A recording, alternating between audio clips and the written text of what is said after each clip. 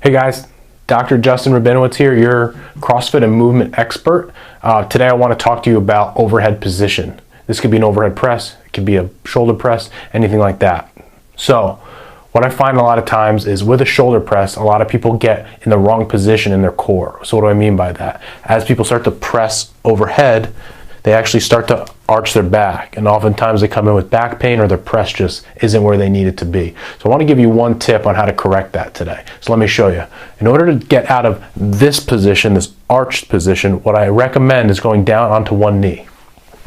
So as we go onto one knee, we can suddenly press, and it does not put so much strain on our core to be in a good neutral position. So again, just to review, we don't want to be extended, we want to be nice and neutral. And one of the best ways to do that is this kneeling position. So take that tip and put it in the gym today and let me know how it goes. Thanks.